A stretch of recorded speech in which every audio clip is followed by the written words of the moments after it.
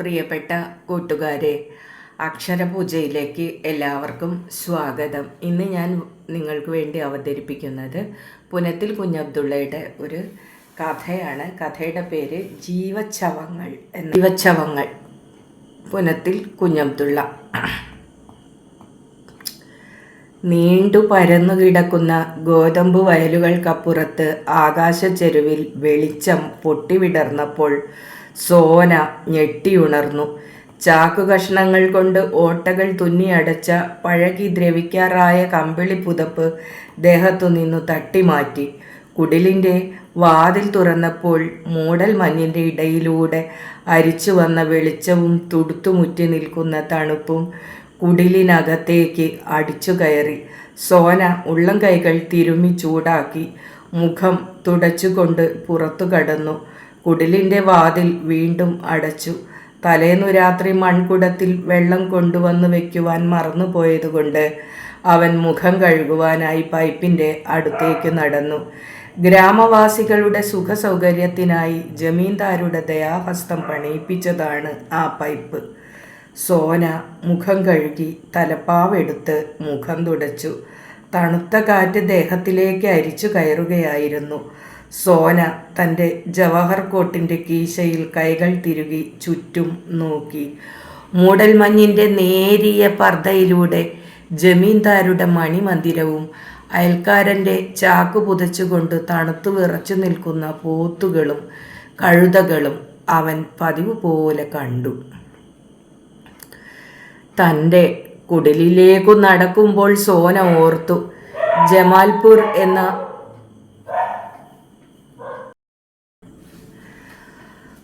തൻ്റെ കുടിലിലേക്കു നടക്കുമ്പോൾ സോന ഓർത്തു ജമാൽപൂർ എന്ന തൻ്റെ ഗ്രാമത്തിൻ്റെ മുഖം എന്തുമാത്രം മാറിയിരിക്കുന്നു. കുട്ടിയായിരുന്നപ്പോൾ അച്ഛൻ തോട്ടിയായി ജോലി നോക്കുന്ന കാലത്ത്, അമ്മ എരുമയെ മേച്ച് പാൽ കറന്നു വിൽക്കുന്ന കാലത്ത് ഈ മുന്നിൽ കാണുന്ന വയലുകളെല്ലാം തരിശു നിലങ്ങളായിരുന്നു. എന്നാൽ സർക്കാർ യമുനയുടെ മാറിൽ മതിലുകെട്ടി വെള്ളം തടുത്തു നിർത്തിയതോടെ തരിശു നിലങ്ങളിലേക്ക് വെള്ളച്ചാലുകൾ ഒഴുകി വന്നു. അതോടെ ജമാൽപൂരിലും വലിയ മാറ്റങ്ങൾ വന്നു.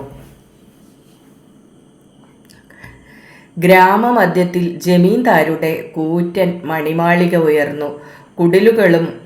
കുടിലുകളുടെ പിന്നിൽ കന്നുകാലികളും വർദ്ധിച്ചു.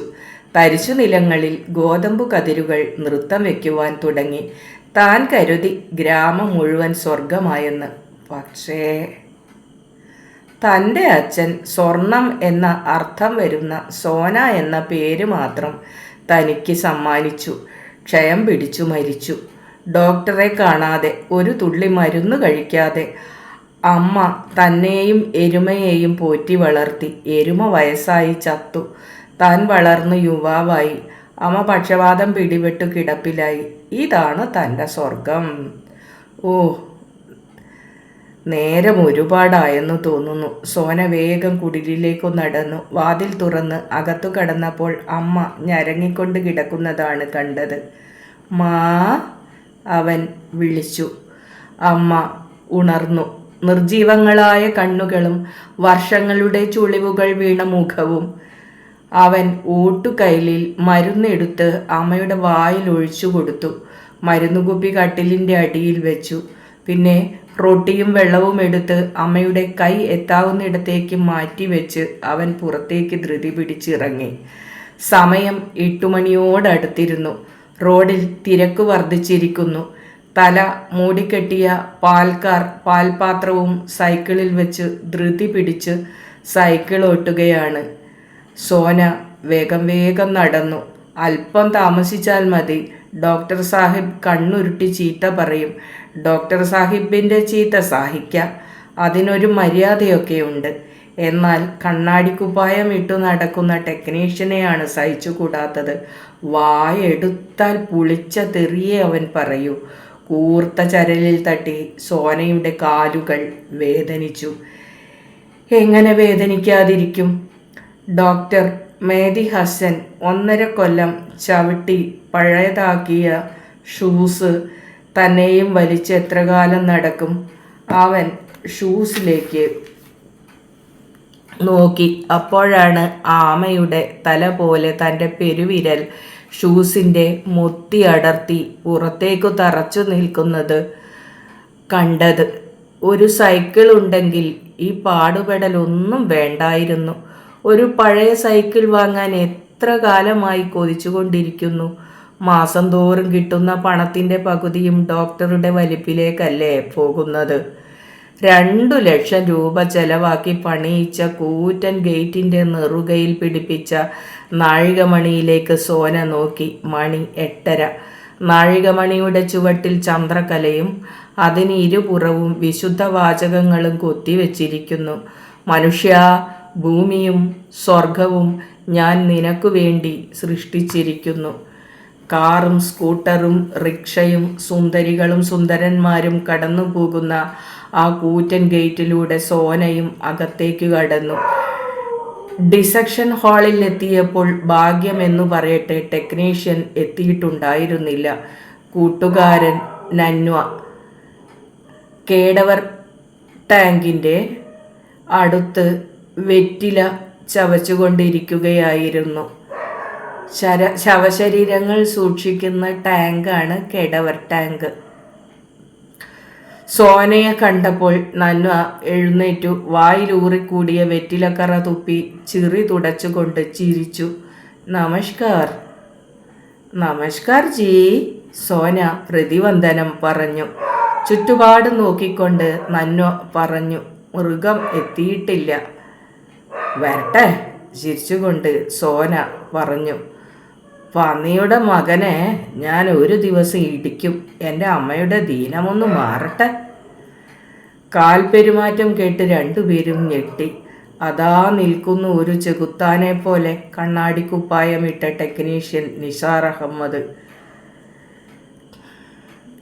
എന്തടാ പട്ടികളെ രണ്ടും മിഴിച്ചു നിൽക്കുന്നത്? നിസാറിൻ്റെ ശബ്ദമുയർന്നു. കുട്ടികൾ വരാറായില്ലേ? ബോഡി എടുത്ത് വേഗം നിരത്തി വയ്ക്ക്. നിസാർ പ്രൊഫസറുടെ മുറിയിലേക്ക് കടന്നുപോയി. പോകുമ്പോൾ പിറുപിറുത്തുകൊണ്ടിരുന്നു. റാസ്കൽസ്, ഇവറ്റകളെ കൊണ്ട് തോറ്റു. സോന കേടവർ ടാങ്കിൻ്റെ പലകയടപ്പ് തുറന്നു. ഒരു വല്ലാത്ത നാറ്റം. അപ്പോഴാണ് തലേന്ന് ഫോർമാലിൻ ഇടാൻ മറന്ന കാര്യം ഓർത്തത്. മൃഗമെങ്ങാൻ ഇങ്ങോട്ട് വന്നാൽ കൊന്നത് തന്നെ. അവൻ വേഗം അലമാര തുറന്നു ഫോർമാലിൻ എടുത്തു ശവത്തിന്മേൽ തളിച്ചു. നന്വ ഉരുട്ടിക്കൊണ്ടുവന്ന സ്ട്രെച്ചറിൽ മരവിച്ച ശവങ്ങൾ അവൻ പിടിച്ചു വെച്ചു. 15 മിനിറ്റ് കൊണ്ട് ഡിസക്ഷൻ ടേബിളിൽ ശവശരീരങ്ങൾ നിരന്നു. കൈ പോയ, കാല് പോയ, തല പോയ ശവശരീരങ്ങൾ. ദിവസങ്ങൾ കഴിയും തോറും ഓരോ അവയവങ്ങൾ അവയ്ക്ക് നഷ്ടപ്പെട്ടുകൊണ്ടിരിക്കുകയാണ്. സോന തൻ്റെ പഴയ ചെമ്പുപാത്രവും എടുത്ത് പുറത്തേക്ക് ഇറങ്ങി. സൈക്കിൾ സ്റ്റാൻഡിൻ്റെ അടുത്ത് താൻ ഉണ്ടാക്കിയ അടുപ്പിൽ ചെമ്പു കയറ്റിവെച്ചു. തീ കത്തിക്കുവാൻ തുടങ്ങി. തലേന്നാൾ കുട്ടികൾ മുറിച്ചിട്ട ശവകഷ്ണങ്ങളായിരുന്നു ചെമ്പിൽ. അത് വേവിച്ച് അതിൽ നിന്ന് പൊട്ടാത്ത എല്ലുകൾ വേർപെടുത്തിയെടുക്കണം. തലയോടുകൂടി എല്ലാ എല്ലുകളും ശേഖരിച്ചാൽ ഉറുപ്പിക 30. മനുഷ്യൻ മരിച്ചാലും അവൻ്റെ വില നശിക്കുന്നില്ലെന്ന് സോന മനസ്സിലാക്കിയത് എല്ലുകൾക്ക് പണം കിട്ടി തുടങ്ങിയപ്പോഴാണ്. എല്ലുകൾ വിറ്റുകിട്ടുന്ന തുക അവനും ചങ്ങാതിക്കും നല്ല ഒരാശ്വാസമായിരുന്നു. എന്നാൽ അത് അധികകാലം നിലനിന്നില്ല. തനിക്കും ചങ്ങാതിക്കും അതനുഭവിക്കാൻ കഴിഞ്ഞില്ല. നിസാർ എന്ന നവാബ് വന്നതോടെ അവൻ്റെ കണ്ണ് അവിടെയും എത്തി. എല്ലുകൾ വിറ്റാൽ കുട്ടികളിൽ നിന്ന് കിട്ടുന്ന പണം അവനെ ഏൽപ്പിക്കണം. എന്തെങ്കിലും ചായ കുടിക്കുവാനായി തങ്ങൾക്ക് തന്നെങ്കിലായി. വെള്ളം തിളച്ചു മറിയുന്ന ചെമ്പിൽ നിന്ന് സോന എല്ലുകൾ ഓരോന്നായി സാവധാനത്തിൽ പുറത്തേക്കെടുത്തു. എല്ലിൽ പറ്റി നിൽക്കുന്ന ഇറച്ചിപ്പാടുകൾ കത്തിക്കൊണ്ട് എല്ലിനു കേടുതട്ടാത്ത വിധം വരണ്ടി നീക്കിക്കൊണ്ടിരുന്നു. അപ്പോഴാണ് മെഹദി സാഹബ് കുട്ടികളെ പഠിപ്പിക്കുന്ന ശബ്ദം അവൻ്റെ കാതിൽ വന്നലച്ചത്. എന്തുമാത്രം ശബ്ദത്തിലാണ് ഈ മെഹദി സാഹബ് കുട്ടികളെ പഠിപ്പിക്കുന്നത്! ഇപ്പോൾ തൊണ്ട പൊട്ടിപ്പറഞ്ഞു പോകുമെന്ന് തോന്നും. ഒരു കൈയിൽ എല്ലും മറ്റേ കൈയിൽ ചായച്ചോക്കുകളും പിടിച്ച് വിയർത്ത് ആർത്തു വിളിക്കുന്ന മെഹദി സാഹിബിനോട് അവന് എന്തെന്നില്ലാത്ത സഹതാപം തോന്നാറുണ്ട്. ഉണ്ണുന്ന ചോറിന് പണിയെടുക്കുന്നവനാണ് തൻ്റെ ഡോക്ടർ സാഹബെന്ന് തൻ്റെ ചങ്ങാതി എപ്പോഴും പറയാറുണ്ട്. കോളേജിലെ ഡോക്ടർമാരിൽ വെച്ച് ഏറ്റവും നല്ല ആളാണ് മെഹ്ദി സാഹബ്. 5 കൊല്ലമായി പക്ഷപാതം പിടിച്ച തൻ്റെ അമ്മയെ മെഹ്ദി സാഹബ് ചികിത്സിക്കുന്നു. തൻ്റെ കയ്യിൽ ഫീസ് കൊടുക്കാനില്ലാത്തത് കൊണ്ടാണ്. 10ഓ 20ഓ കൊടുത്തേനെ, ഉള്ള കാശ് മരുന്നിന് തന്നെ തികയാറില്ല. മെഹ്ദി സാഹബ് പുണ്യവാനാണ്. ഈശ്വരാ, അയാളെ കാത്തുരക്ഷിക്ക്. സോനാ, ദൈവമേ, മെഹ്ദി സാഹബ് വിളിക്കുന്നു. അരേ സോനാ, ഇവിടെ വാ. ചെമ്പിൻ്റെ ചുട്ട വക്കു പിടിച്ച് താഴെ വെച്ച് സോന ഓടി. പൊള്ളിപ്പോയ വിരലുകൾ അവൻ വായിലിട്ട് ഈമ്പിക്കൊണ്ടിരുന്നു. സോന മെഹ്ദി സാഹിബിൻ്റെ മുറിയിലേക്ക് കടക്കുമ്പോൾ പതിവ് പോലെ മെഹ്ദി സാഹിബിൻ്റെ മുന്നിലിരിക്കുന്ന 10-50 കുട്ടികളുടെ കണ്ണുകൾ അവൻ്റെ നേർക്ക് പതിഞ്ഞു. ചിലർ ചിരിക്കുകയും മറ്റു ചിലർ ഒരു കൗതുക വസ്തു കണക്കെ അവനെ നോക്കിക്കൊണ്ടിരിക്കുകയും ചെയ്തു. സോന, നിന്റെ ഷർട്ട് അഴിക്കൂ. മെഹ്ദി സാഹിബിൻ്റെ കനത്ത ശബ്ദം ഉയർന്നു. സോന തൻ്റെ ജവഹർ കോട്ടും അതിൻ്റെ ചുവട്ടിലിട്ട മുഷിഞ്ഞ ഷർട്ടും ഊരി നിലത്തിട്ടു. ഇനി എത്ര നേരം ഒരു യന്ത്രം പോലെ ഇവിടെ നിൽക്കേണ്ടി വരുമെന്ന് സോനയ്ക്ക് തന്നെ അറിയില്ല. മെഹ്ദി സാഹബ് ചെയ്യുന്ന ഒരേ ഒരു ഉപദ്രവം ഇതുമാത്രമാണ്. ഇടയ്ക്കിടയ്ക്ക് വിളിപ്പിച്ച് ഷർട്ട് അഴിച്ച് തന്നെ ഒരു മരം പോലെ നിർത്തുക. തൻ്റെ കഴുത്തിനു കീഴിലും വാരിയെല്ലിലും പുറത്തുമെല്ലാം തൊട്ട് മെഹ്ദി സാഹിബ് ഉച്ചത്തിൽ പറയുവാൻ തുടങ്ങി. കുട്ടികൾ തൻ്റെ നേരെ മെഹ്ദി സാഹിബ് കാണിച്ച സ്ഥലങ്ങൾ നോക്കുകയും തിരക്കിട്ട് തങ്ങളുടെ ബുക്കിൽ എന്തൊക്കെയോ കുറിച്ചിടുകയും ചെയ്തുകൊണ്ടിരുന്നു. മെഹ്ദി സാഹിബ് ചോക്ക് കൊണ്ട് അവൻ്റെ നെഞ്ചിലും പുറത്തുമെല്ലാം എന്തൊക്കെയോ വരയ്ക്കുകയും കുറിക്കുകയും ചെയ്തു. സോനയ്ക്ക് അപ്പോൾ വല്ലാത്ത സങ്കടം തോന്നി. താൻ ഇവിടെ ഒരു ഉപകരണമായി മാറിപ്പോയതിൽ അവൻ വളരെയേറെ ഖേദിച്ചു. ഉടനെ മെഹ്ദി സാഹബ് ഒരു പെൺകുട്ടിയെ വിളിച്ചു. വെളുത്തു സുന്ദരിയായ ആ പഞ്ചാബി പെൺകുട്ടി അവൻ്റെ അടുത്തേക്ക് ഒരു പാമ്പിനെ പോലെ ഇഴഞ്ഞു വരുന്നതായി അവന് തോന്നി. അവളുടെ നീണ്ടുമെലിഞ്ഞ വിരലുകൾ അവൻ്റെ വാരിയെല്ലുകളിലൂടെ നീങ്ങിയപ്പോൾ താൻ ഒരു ഉപകരണമല്ലെന്നും താൻ ഒരു മനുഷ്യനാണെന്നും അവന് ബോധ്യമായി. Sir, but only difference is he is a living cadaver. ഒരു കുട്ടി എന്തോ പറഞ്ഞു. സോനയ്ക്ക് മനസ്സിലായില്ല. പലരും അവനെ നോക്കി ചിരിക്കുന്നു. അപ്പോൾ മെഹ്ദി സാഹിബിൻ്റെ കണ്ണുകൾ ചുവന്നു. അദ്ദേഹം ആ കുട്ടിയെ വളരെയധികം ശകാരിച്ചു. അവനോട് പുറത്തേക്ക് പോകുവാനും പറഞ്ഞു. അവൻ പുസ്തകങ്ങൾ വലിച്ചെടുത്ത് ഷൂസുകൾ നിലത്തടിച്ച് കനത്ത ശബ്ദമുണ്ടാക്കിക്കൊണ്ട് പുറത്തേക്ക് ഇറങ്ങിപ്പോയി. സോന മെഹ്ദി സാഹിബിൻ്റെ ക്ലാസ്സിൽ നിന്നും പുറത്തേക്ക് പോകുമ്പോൾ അല്പം മുമ്പ് പുറത്താക്കപ്പെട്ട കുട്ടി ക്ലാസിൻ്റെ പിന്നിലുള്ള ചുമരും ചാരി മെഹ്ദി സാഹിബിൻ്റെ നോട്ടും കുറിച്ചുകൊണ്ട് ഇരിക്കുകയായിരുന്നു. മെഹ്ദി സാഹിബിൻ്റെ ശബ്ദം പുറത്തു നിന്നാലും നല്ലവണ്ണം കേൾക്കാമല്ലോ. സോന വൈകുന്നേരം കുടിലിലെത്തിയപ്പോൾ അമ്മ കിടന്ന കട്ടിലിൻ്റെ വക്കത്ത് അങ്കുലി ഇരിക്കുന്നത് കണ്ടു. അവനെ കണ്ട ഉടനെ അവൾ എഴുന്നേറ്റ് ഗൂങ്കെട്ട് വലിച്ചൂരിയെടുത്ത് അല്പം ദൂരെ മാറി നിന്നു. അമ്മ മയങ്ങിക്കിടക്കുകയാണ്. അമ്മയ്ക്ക് ദീനം കൂടുതലായിട്ടുണ്ടെന്ന് മനസ്സിലായി. അവന് അങ്കുലിയോട് സംസാരിക്കുവാൻ കൂടി കഴിഞ്ഞില്ല. അവൻ്റെ മനസ്സു നിറയെ അമ്മയുടെ ദീനമായിരുന്നു. അവൻ അമ്മയുടെ നെറ്റിയിലും കഴുത്തിലും കൈവച്ചു നോക്കി. നല്ല പനിയുണ്ട്. ഒന്നും പറയാതെ അവൻ കട്ടിലിൽ ഇരുന്നു. അപ്പോൾ അങ്കുലി പറഞ്ഞു, അമ്മയ്ക്കിന്ന് അല്പം അധികമാണ്. അങ്കുലി, ഞാൻ എന്തു ചെയ്യും? എൻ്റെ കയ്യിൽ ഒരു പൈസ പോലുമില്ല. ഡോക്ടർക്ക് ഒന്നും കൊടുക്കേണ്ടെന്ന് വെക്കാം, എന്നാൽ മരുന്നെങ്കിലും വാങ്ങണ്ടേ? അവൻ കുടിലിൽ നിന്ന് പുറത്തേക്കിറങ്ങി. അമ്മയെ ഡോക്ടറുടെ അടുക്കലേക്ക് കൊണ്ടുപോകണം. ഇപ്പോൾ മെഹ്ദി സാഹബായിരിക്കും ഡ്യൂട്ടിയിൽ. പക്ഷേ ഒരു റിക്ഷാ വണ്ടി വിളിക്കണം. റിക്ഷാക്കാരന് കൊടുക്കാൻ പോലും ഒരു പൈസയില്ല. വേവലാതിയോടെ അവൻ ചൗക്കിയിലെത്തിയപ്പോഴുണ്ട് ഒരു ദൈവദൂതനെ പോലെ നിൽക്കുന്ന മൗലാന സാഹബ്. റിക്ഷാവണ്ടിയുടെ തണ്ടിന്മേൽ തൻ്റെ കാൽ പൊക്കി വെച്ച് കൂട്ടുകാരോട് വർത്തമാനം പറഞ്ഞു നിൽക്കുകയാണ് മൗലാന സാഹബ്. സോന അടുത്തു ചെന്ന് വിളിച്ചു, മൗലാന സാഹബ്. മൗലാന തിരിഞ്ഞു നോക്കി. അവശനായി നിൽക്കുന്ന സോനയെ കണ്ടപ്പോൾ താടി ചൊറിഞ്ഞുകൊണ്ട് അയാൾ ചോദിച്ചു, എന്തടാ കാര്യം? എൻ്റെ പൊന്നു സാഹബ്, എന്നെ ദയവായി രക്ഷിക്കണം. അമ്മയ്ക്ക് ദീനം കൂടുതലാണ്. ഒന്ന് ആശുപത്രി വരെ പോകണം. അതിനെന്താടാ നീ കരയുന്നു? ചിരിച്ചുകൊണ്ട് മൗലാന ചോദിച്ചു. എൻ്റെ കയ്യിൽ ഒരു പൈസ പോലുമില്ല. മൗലാന റിക്ഷയുമായി മുന്നോട്ട് വന്നു. എന്നിട്ട് സോനയെ നോക്കി പറഞ്ഞു, കയറിയിരിക്കടാ പന്നീട് മോനെ. സോനയും അങ്കുലിയും കൂടി താങ്ങി പിടിച്ച അമ്മയെ റിക്ഷായിലിരുത്തി. അങ്കുലിയോട് തങ്ങൾ വരുന്നതുവരെ കുടിലിലിരിക്കുവാൻ ഏൽപ്പിച്ചിട്ട് അവൻ റിക്ഷയിൽ കയറിയിരുന്നു. മൗലാന റിക്ഷ മെല്ലെ മെല്ലെ ചവിട്ടുവാൻ തുടങ്ങി. റിക്ഷ ഉടുവഴിയിലേക്ക് തിരിഞ്ഞു. ഉടുവഴിയിലൂടെ പോയാൽ ആസ്പത്രിയിൽ എളുപ്പത്തിലെത്താം. അമ്മ അവൻ്റെ ചുമലിൽ തല ചായ്ച്ചു കിടക്കുകയാണ്. അവൻ വലതു കൈകൊണ്ട് അമ്മയെ നന്നായി പിടിച്ചു. റോഡ് നിരപ്പില്ലാത്തതിനാൽ റിക്ഷ വല്ലാതെ കുലുങ്ങിക്കൊണ്ടിരുന്നു. ഏയ് സോന, സൂക്ഷിച്ചോളൂ, മൗലാന ഇടയ്ക്കിടെ പറഞ്ഞുകൊണ്ടിരുന്നു. അവൻ അമ്മയെ കമ്പിളി നന്നായി പുതപ്പിച്ചു.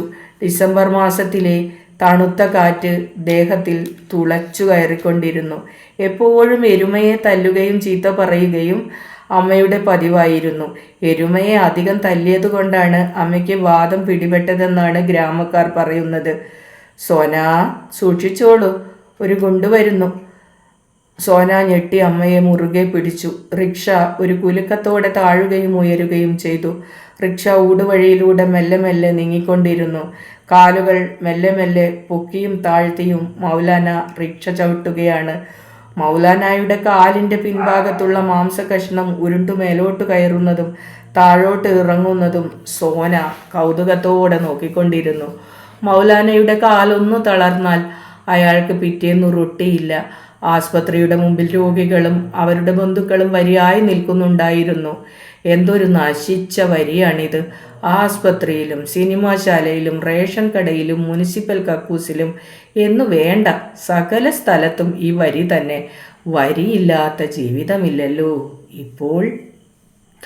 അവൻ അമ്മയെ റിക്ഷയിൽ ഇരുത്തി ഡോക്ടർ സാഹിബിൻ്റെ മുറിയിലേക്ക് നടന്നു. മെതി സാഹിബ് രോഗികളെ പരിശോധിച്ചു കൊണ്ടിരിക്കുകയായിരുന്നു. അടുത്തിരിക്കുന്ന മറ്റേ ഡോക്ടർ വളരെ നിസ്സാരമായ ഭാവത്തിൽ ഏതോ മാസിക മറിച്ചുകൊണ്ട് അതിലെ നാണം മറയ്ക്കാതെയും കൈയും കാലും പൊക്കി നിൽക്കുന്ന വെള്ളക്കാരി പെൺകുട്ടികളുടെ ചിത്രങ്ങൾ നോക്കി രസിക്കുകയായിരുന്നു. അയാളുടെ ചുണ്ടിൽ തൂങ്ങിക്കിടക്കുന്ന സിഗരറ്റിൻ്റെ 1 ഇഞ്ചു നീളത്തിലുള്ള ചാരം വീഴുവാൻ വെമ്പി നിൽക്കുകയാണ്. സോന മുമ്പിൽ വന്നു നിന്നപ്പോൾ മെതി സാഹിബ് തല ഉയർത്തി സോനയോട് അമ്മയെ അടുത്ത മുറിയിലേക്ക് കൂട്ടിക്കൊണ്ടുവരാൻ പറഞ്ഞു. അദ്ദേഹം വയറു വീർത്ത് ഞരങ്ങിക്കൊണ്ടിരുന്ന ഒരു കുട്ടിയെ പരിശോധിച്ചു കൊണ്ടിരിക്കുകയായിരുന്നു.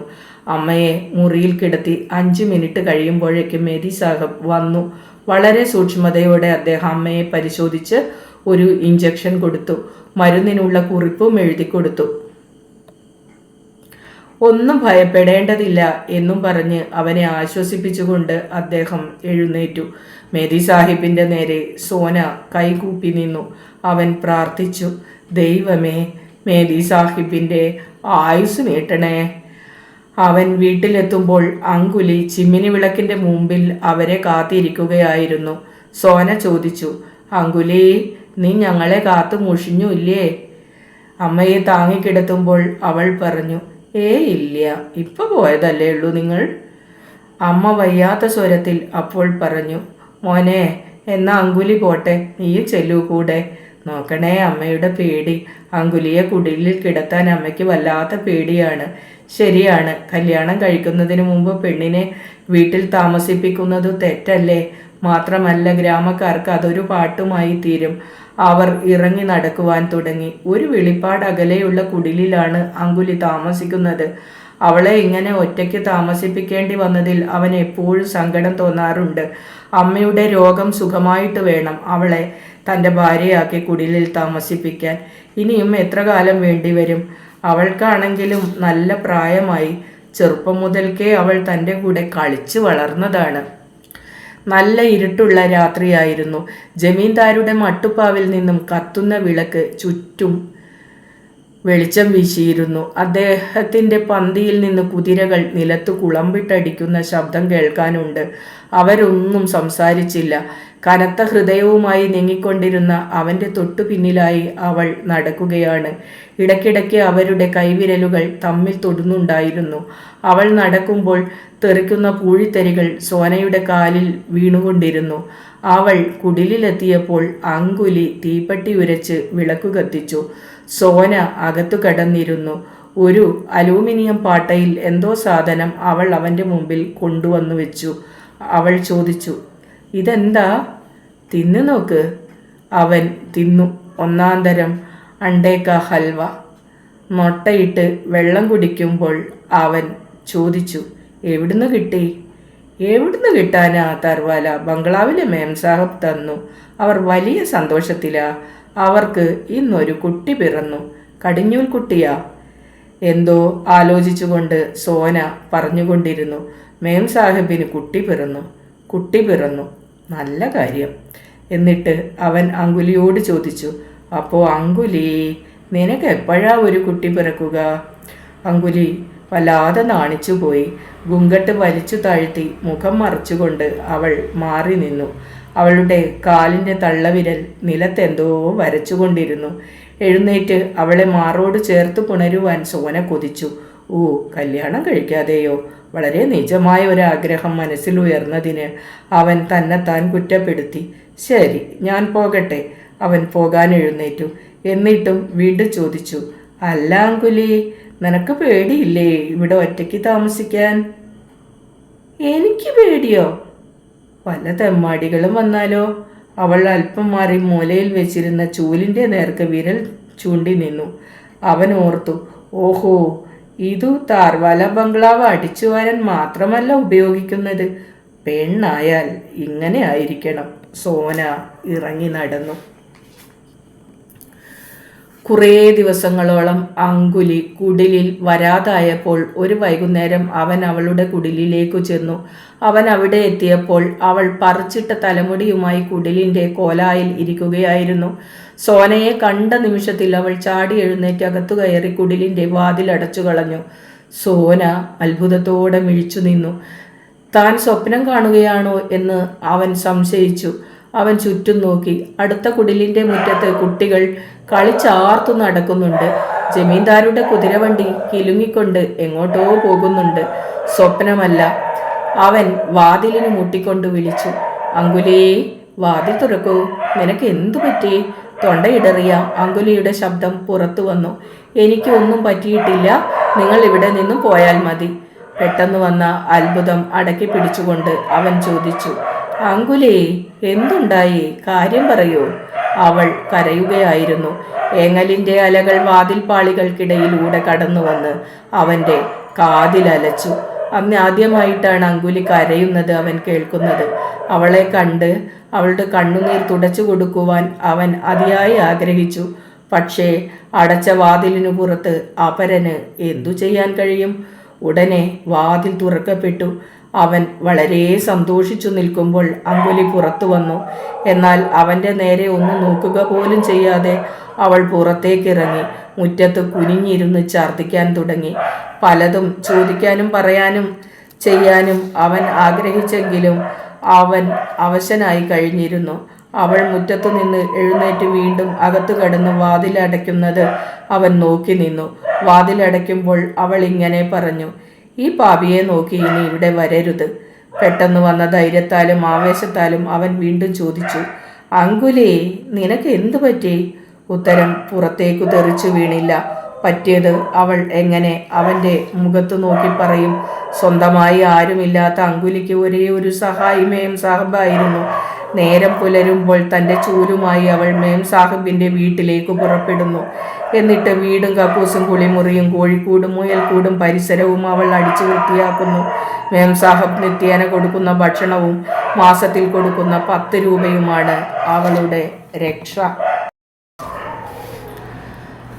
ജോലി അവൾക്കിഷ്ടമായിരുന്നു. മേം സാഹിബിനെയും ആ വീട്ടിലുള്ള ലഗോൺ കോഴികളെയും വെള്ളിമുയലുകളെയും അവൾ ഒന്നുപോലെ സ്നേഹിച്ചു. എന്നാൽ അവളെ പേടിപ്പെടുത്തുന്ന ഒന്നുണ്ടായിരുന്നു ആ വീട്ടിൽ. നിത്യവും അവൾ അടിച്ചു വാരിക്കൊണ്ടിരിക്കുമ്പോൾ അവളുടെ ദേഹം ചൂഴ്ന്നിറങ്ങുന്ന നോട്ടമയക്കുന്ന ഇഫ്തിഖാർ സാഹിബ്. കൊമ്പൻ മീശയും വസൂരിക്കലയുമുള്ള ചുവന്ന മുഖവും തുറിച്ച കണ്ണുകളും കുടവയറുമുള്ള ആ മനുഷ്യൻ മേം സാഹിബിൻ്റെ ഭർത്താവായിരുന്നു. മാൻകുട്ടിയെപ്പോലെ സുന്ദരിയായ മേം സാഹിബിന് ഭർത്താവായി കിട്ടിയത് ഈ സത്വത്തെയാണല്ലോ എന്നോർത്ത് അവൾ പലപ്പോഴും ദുഃഖിച്ചിരുന്നു. എന്നാൽ അയാൾക്ക് പണം വാരിക്കൂട്ടുന്ന ജോലിയായിരുന്നു. പതിവ് പോലെ അന്നും അവൾ ജോലിക്ക് പോയപ്പോൾ മേം സാഹിബിനെയും അവരുടെ കറുത്ത മൂടുപടവും ആ വീട്ടിൽ കണ്ടില്ല. അവർ പ്രസവിക്കാൻ വേണ്ടി ഹോസ്പിറ്റലിലേക്ക് പോയതാണെന്ന് അവൾക്ക് മനസ്സിലായി. അവൾ മുറ്റമടിച്ചുകൊണ്ടിരിക്കുമ്പോൾ ഇഫ്തിഖാർ സാഹിബ് മൂർച്ച കുറഞ്ഞ ഒരു കത്തി കൊണ്ട് പേരയ്ക്ക ചെത്തി തിന്നുകയായിരുന്നു. അവൾ അടിച്ചു വാരാനായി കിടപ്പുമുറിയിലേക്ക് കയറി. അവൾ കിടക്കവിരിപ്പെടുത്തു കുടഞ്ഞു. ചുളിവില്ലാതെ വിരിച്ചു വെച്ചു. എന്നിട്ട് മുറി അടിക്കുവാൻ തുടങ്ങി. പെട്ടെന്ന് ആ മുറിയിൽ ഇരുട്ട് കയറുന്നത് അവൾ കണ്ടു. തിരിഞ്ഞു നോക്കിയപ്പോൾ വാതിലടച്ച് അവളുടെ നേരെ നോക്കുന്ന ഇഫ്തിഖാർ സാഹിബിനെയാണ് കണ്ടത്. അവൾ ഇഫ്തിഖാർ സാഹിബിനെ നോക്കി. ആ കണ്ണുകളിൽ കത്തിക്കൊണ്ടിരിക്കുന്ന വികാരം കണ്ടപ്പോൾ അവളുടെ കരൾ ഉരുകി ഒലിക്കുന്നതായി അവൾക്ക് തോന്നി. ഇഫ്തിഖാർ സാഹിബിൻ്റെ കൈകൾ മുന്നോട്ട് നീങ്ങുന്നത് അവൾ കണ്ടു. അവളുടെ തൊണ്ട വരണ്ടതായും നാവ് താണുപോയതായും അവൾക്ക് മനസ്സിലായി. പിന്നെ കട്ടിലിൽ ഇരുന്ന് തൻ്റെ പഴകിയ അഴിഞ്ഞ ചെരുപ്പ് താഴെ ഊരിയിടുവാൻ അവൾ നിർബന്ധിതയാവുകയാണ് ഉണ്ടായത്. ഇതൊന്നും അങ്കുലി പറഞ്ഞില്ലെങ്കിലും സോനയ്ക്ക് വ്യക്തമായിരുന്നു. താൻ ദേവകന്യകയെ പോലെ പൂജിച്ചു വന്ന അങ്കുലി തന്നെ ചതിച്ചു. തൻ്റെ പരാതികൾ വല്ലവരോടും പറഞ്ഞ ദുഃഖത്തിൻ്റെ കനം കുറയ്ക്കുവാൻ അവന് കഴിഞ്ഞില്ല. എന്നിട്ടും അവൻ ജീവിച്ചു. നിസാർ അഹമ്മദിൻ്റെ ചീത്ത കേട്ടുകൊണ്ട് ഡിസക്ഷൻ ഹാളിലും മരുന്നുകുപ്പിയുമായി ആശുപത്രി മുറ്റത്ത് ക്യൂ നിന്നും നാളുകൾ നീക്കിക്കൊണ്ടിരുന്നു. അന്നത്തെ സംഭവത്തിനു ശേഷം പിന്നീട് അവൻ അങ്കുലിയെ കണ്ടില്ല. അവസാനമായി കണ്ടത് ആശുപത്രിയിൽ വെച്ചായിരുന്നു. അതുതന്നെ അവളുടെ ശവം. എങ്ങനെയോ നാടൻ കായകൾ അരച്ച് വിഷമുണ്ടാക്കി അവൾ കുടിച്ചു. പക്ഷെ വിചാരിച്ച പോലെ എളുപ്പത്തിൽ മരിച്ചില്ല. ഒരാഴ്ചയോളം ആശുപത്രിയിൽ കിടന്ന് വലഞ്ഞതിനു ശേഷം അവൾ മരിച്ചു. അവൾ ആശുപത്രിയിൽ സുഖമില്ലാതെ കിടക്കുകയാണെന്ന വാർത്ത അറിഞ്ഞപ്പോൾ അമ്മ സോനയെ ആശുപത്രിയിൽ പോകുവാൻ നിർബന്ധിച്ചിരുന്നു. അവൻ ആശുപത്രി വരെ പോകാതെ അങ്കുലിയെ നോക്കാതെ വീട്ടിൽ മടങ്ങി വന്ന അമ്മയോട് ഓരോ കളവുകൾ പറയുകയാണ് ചെയ്തിരുന്നത്. ഉറ്റവരാരും ഇല്ലാത്തത് കൊണ്ട് അവളുടെ ശവം ഏറ്റെടുക്കുവാൻ ആരും വന്നില്ല. ഏതായാലും അവൾ മരിച്ചുപോയി. ഇനി ശവമെങ്കിലും ഏറ്റെടുക്കാമെന്നു കരുതി അവൻ ആശുപത്രിയിൽ പോയിരുന്നു. ആശുപത്രിയിലെ ശവമുറിയിൽ അവളുടെ ശവം മൂടി കിടത്തി വെച്ചിരിക്കുകയായിരുന്നു. തുണി പൊക്കി അവൻ അവളുടെ മുഖം അവസാനമായി ഒന്ന് നോക്കി. എന്തെല്ലാം ആശകളായിരുന്നു തൻ്റെ മനസ്സിൽ. അവളെ കല്യാണം കഴിക്കുക, എന്നിട്ട് അവളുമൊത്തും ഉള്ള ഗ്രാമത്തിലെ ജീവിതം അവൻ എത്ര തവണ സ്വപ്നം കണ്ടതായിരുന്നു. അവസാനം അവൾ എന്താണ് ചെയ്തത്? വഞ്ചിച്ചതാണോ? അവൻ പലതവണ തന്നോട് തന്നെ ചോദിച്ചു. അതെ അതെ എന്ന് അവൻ്റെ മനസ്സ് മന്ത്രിച്ചു കൊണ്ടിരുന്നു. അവളുടെ മുഖം പഴയതുപോലെ മൂടി കലങ്ങി മറിഞ്ഞ മനസ്സോടെ അവൻ പുറത്തേക്ക് ഇറങ്ങിപ്പോരുകയായിരുന്നു. പിറ്റേ ദിവസവും പതിവ് പോലെ തൻ്റെ ജോലി സ്ഥലമായ മെഡിക്കൽ കോളേജിലെത്തി. പതിവിലും നേരത്തെ തന്നെ ടെക്നീഷ്യൻ നിസാർ അഹമ്മദ് എത്തിയിരിക്കുന്നു. അവനെ കണ്ട ഉടനെ അയാൾ വിളിച്ചു. എടാ സോന, ഇവിടെ വാ, എത്ര നേരമായി നിന്നെ കാത്തു നിൽക്കുന്നു. സോന അയാളുടെ മുറിയിലേക്ക് ചെന്നു. അണച്ച കത്തി അയാളുടെ നേരെ നീട്ടിക്കൊണ്ട് നിസാർ പറഞ്ഞു. ഒരു പുതിയ ശവം വന്നിട്ടുണ്ട്, നീ പോയി അതിൻ്റെ മുടി വടിച്ചു വെക്ക്. അവൻ കത്തിയുമായി അടുത്ത മുറിയിലേക്ക് നടന്നു. മേശപ്പുറത്ത് പ്ലാസ്റ്റിക്കിൻ്റെ വിരി കൊണ്ട് മൂടി വെച്ചിരിക്കുകയാണ് ശവം. അവൻ അടുത്തു ചെന്ന് വിരിപ്പു മാറ്റി. അവൻ തരിച്ചു നിന്നുപോയി. അങ്കുലിയുടെ ശവം. ആരും ഏറ്റെടുക്കാതെ വന്ന ആ ശവം ആശുപത്രി അധികൃതർ കോളേജിലേക്ക് അയക്കുകയാണ് ചെയ്തത്. എന്താടാ മിഴിച്ചു നിൽക്കുന്നത്? ചെറുപ്പക്കാരിയുടെ സൗന്ദര്യം നോക്കുകയാണോ കഴുതേ? വേഗം നോക്കൂ പണി. ഒരു യന്ത്രം പോലെ സോനയുടെ കൈകൾ ചലിച്ചു. ഭൂമി കറങ്ങുന്നതായി അയാൾക്ക് തോന്നി. നിസാർ അടുത്തു വന്നത് അവൻ കണ്ടില്ല. അയാൾ വന്നയുടനെ ശവത്തിൻ്റെ മുകളിൽ നിന്ന് പ്ലാസ്റ്റിക്കിൻ്റെ വിരി പൂർണ്ണമായും എടുത്തുമാറ്റി. അവൾ നഗ്നയായി കിടക്കുകയാണ്. നിസാറിൻ്റെ കൈ പിടിച്ചു വയ്ക്കാൻ അവൻ വെമ്പി. നിസാർ തൻ്റെ കത്തി കൊണ്ട് ശവത്തിൻ്റെ തുട കീറി ഡൈ ഇഞ്ചക്റ്റ് ചെയ്യുകയായിരുന്നു. അപ്പോൾ അവൻ പറഞ്ഞു തുടങ്ങി. ഈ തേവിടിച്ചിയെ നിനക്കറിയാമോടാ? അറിഞ്ഞുകൂടാ. സോനയുടെ ചുണ്ടുകൾ ചലിച്ചു. ഈ നാട്ടുകാരി എന്നാ ഡോക്ടർ പറഞ്ഞത്. കണ്ണും മൂക്കുമില്ലാതെ നടന്നാൽ ഇതാണ് ഗതി. സോന ഒന്നും പറഞ്ഞില്ല. നീണ്ട് ഇടതൂർന്നു വളർന്നിരുന്ന മുടി മുഴുവനും അവൻ വടിച്ചു. അവളുടെ ഇരുണ്ട നീണ്ട തലമുടിയുടെ ഭംഗിയെക്കുറിച്ച് അമ്മ ചിലപ്പോൾ പറയാറുള്ളത് അവൻ ഓർമ്മ വന്നു. അത് തൻ്റെ കൈകൊണ്ട് തന്നെ വടിച്ച് എടുക്കേണ്ടി വന്നു. മുടി വടിച്ചു തീർത്തു, പുരികം വടിച്ചു, ദേഹത്തിലുള്ള രോമശകലങ്ങൾ മുഴുവനും വടിച്ചു. അപ്പോഴേക്കും നിസാർ നീണ്ട സൂചിയും നൂലും അവൻ്റെ കയ്യിൽ കൊടുത്തിട്ട് ചുണ്ടുകൾ തുന്നിക്കെട്ടാൻ പറഞ്ഞു. കൂർത്ത സൂചിമുന അവളുടെ ചുണ്ടുകളിലേക്ക് ഇറങ്ങിച്ചെന്നു. ആ സൂചിമുന തൻ്റെ കരളിലൂടെ കടക്കുന്നതായി അവന് തോന്നി. അവന് ആ ശവശരീരം നോക്കി നിൽക്കാൻ കഴിഞ്ഞില്ല. എങ്ങോട്ടെങ്കിലും ഓടിപ്പോയി പൊട്ടിക്കരയണമെന്ന് അവന് തോന്നി. അന്നു രാത്രി സോനയ്ക്ക് ഉറങ്ങുവാൻ കഴിഞ്ഞില്ല. കണ്ണടയ്ക്കുമ്പോൾ മൊട്ടയടിച്ച് പുരികം വടിച്ച് ചുണ്ടു തുന്നിക്കെട്ടിയ അങ്കുലിയുടെ ശവമാണ് കാണുക. അവൻ്റെ മനസ്സ് മുഴുവനും കുഴഞ്ഞുകിടക്കുകയായിരുന്നു. നേരം പുലരാൻ കാലത്ത് അവൻ ഒന്നു മയങ്ങി. അപ്പോൾ അങ്കുലിയെ അവൻ സ്വപ്നം കണ്ടു. അവൾ അവനെ നോക്കി പറഞ്ഞു, നിങ്ങളെ ഞാൻ വഞ്ചിച്ചു. ആ സങ്കടം തീർക്കാനാണ് ഞാൻ മരിച്ചു കളഞ്ഞത്. സോനയുടെ മരവിച്ച ദിവസങ്ങൾ നീങ്ങിക്കൊണ്ടിരുന്നു. അന്ന് അങ്കുലിയുടെ ശവം ഡിസെക്ഷൻ ടേബിളിലേക്ക് മാറ്റപ്പെട്ടു. ടാങ്കിൽ നിന്നും ശവം സ്ട്രെച്ചറിൽ കയറ്റി മേശപ്പുറത്ത് വെച്ചത് സോന തന്നെയായിരുന്നു. മുമ്പെല്ലാം ശവശരീരങ്ങൾ കൈകാര്യം ചെയ്തുകൊണ്ടിരുന്നപ്പോൾ അവയുടെ ദേഹത്തിലൂടെ ഒരു കാലത്ത് ചൂട് ചോര ഒഴുകിയിരുന്നതായി അവൻ ഓർത്തിരുന്നില്ല. അവയ്ക്കെല്ലാം ഓർക്കാൻ കഴിയുന്ന മനസ്സുണ്ടായിരുന്നുവെന്നും അവൻ കരുതിയിരുന്നില്ല. അല്പം പോലും അവൾ വേദനിക്കരുതെന്ന് കരുതിക്കൊണ്ട് അവൻ പ്രവർത്തിച്ചു കൊണ്ടിരുന്നു. വില്ലിച്ചു നിൽക്കുന്ന കൈകാലുകൾ അവൻ പിടിച്ചു നേർക്ക് വെച്ചു. അല്പം കഴിഞ്ഞപ്പോൾ കുട്ടികൾ മേശയ്ക്ക് ചുറ്റും നിരന്നു. കത്രികകളും കത്തികളും ചലിച്ചു തുടങ്ങി. കേടവർ റൂമിൻ്റെ വാതിലിലൂടെ അവൻ എത്തി നോക്കി. കത്തിയുടെ വായ്ത്തല ആദ്യമായി ആ ദേഹത്തിൽ വീഴുന്നത് അവൻ കണ്ടു. മാറിനിടയിലൂടെ ഒരൊറ്റ വര, കിർ എന്ന് കത്തിപ്പാഞ്ഞ ശബ്ദം അവൻ്റെ തലയിലേക്ക് ഊളിയിട്ടു കയറി. മാറിൻ്റെ ഇരുഭാഗത്തു നിന്നും തോലുകൾ പറിച്ചു നീക്കിക്കൊണ്ടിരിക്കുകയാണ്. മാംസകഷ്ണങ്ങൾ അരിഞ്ഞ് മേശപ്പുറത്ത് വീണുകൊണ്ടിരുന്നു. അവസാനം ആ ദിവസം വന്നു. അന്ന് ശവത്തിൻ്റെ തലയോട് മുറിക്കുന്ന ദിവസമായിരുന്നു. അത് കാണരുതെന്നു കരുതി അവൻ പുറത്തേക്ക് മാറി നിൽക്കുകയായിരുന്നു. അപ്പോൾ കുട്ടികളിൽ ഒരാൾ വന്ന് അവനെ വിളിച്ചു. ഉളിയും ചുറ്റികയും അവൻ്റെ കയ്യിൽ കൊടുത്തിട്ട് കുട്ടികൾ പറഞ്ഞു, സോന, ഈ തലയോട് മുറിക്ക്, ഞങ്ങൾക്ക് മുറിക്കാൻ കഴിയുന്നില്ല. അവന് ഒന്നും പറയാൻ കഴിഞ്ഞില്ല. ഉളിയും കയ്യിൽ പിടിച്ച് ചില സെക്കൻഡുകൾ അവൻ നിന്നു. കുട്ടികൾ തിരക്കുകൂട്ടി, വേഗം നോക്ക്, സമയമില്ല. തലയോടിൽ ഉളി വെച്ച് അവൻ ചുറ്റിക കൊണ്ട് അടിച്ചു തുടങ്ങി. എത്ര നേരം അടിച്ചുവെന്നവന് ഓർമ്മയില്ല. തലയോട് പിളർന്നു. അപ്പോൾ അവൻ കണ്ടു, വെളുത്ത അല്ല, ഇളം മഞ്ഞ നിറമുള്ള നിരവധി ചുളിവുകളുള്ള തലച്ചോറ്. തന്നെപ്പറ്റി അവൾ പലപ്പോഴും ഓർത്ത അത്ഭുതം നിറഞ്ഞ തലച്ചോറ്.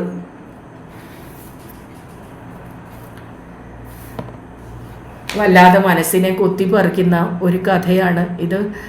കേരളീയ അന്തരീക്ഷത്തിലല്ല നടക്കുന്നത്. ഒരു മെഡിക്കൽ കോളേജിൻ്റെ പശ്ചാത്തലത്തിൽ ഒരു സാധാരണ ഒരു തൊഴിലാളിയുടെ ജീവിതമാണ് അവിടെ വരച്ചിട്ടിരിക്കുന്നത്. ഇതിൽ നമ്മൾ ഒരു ആശുപത്രി ജീവിതവും അവിടെ ജീവിക്കുന്ന ചില പാവപ്പെട്ട മനുഷ്യരെയും അവരുടെ സ്നേഹബന്ധങ്ങളെയും അത് ഇല്ലാതാകുന്നതും അവനെക്കുറിച്ച് ചിന്തിച്ച അവൻ്റെ പെണ്ണിൻ്റെ തലച്ചോറ് കുട്ടികൾക്ക് പഠിക്കാൻ വേണ്ടി വെട്ടിക്കൊടുക്കേണ്ടി വരുന്ന ദുരന്ത നിമിഷങ്ങളും ഒക്കെ നമ്മുടെ മനസ്സിൽ നിന്ന് ഈ കഥ വായിച്ച് എത്ര കാലം കഴിഞ്ഞാലും മാറിപ്പോവില്ല. ഇതൊരു വല്ലാത്ത കഥയാണ്. മനുഷ്യനെ എന്നും വേട്ടയാടിക്കൊണ്ടിരിക്കുന്ന ഒരു കഥ. പുനത്തിൽ കുഞ്ഞബ്ദുള്ളയുടെ ജീവച്ഛവങ്ങൾ എന്ന ഈ കഥ.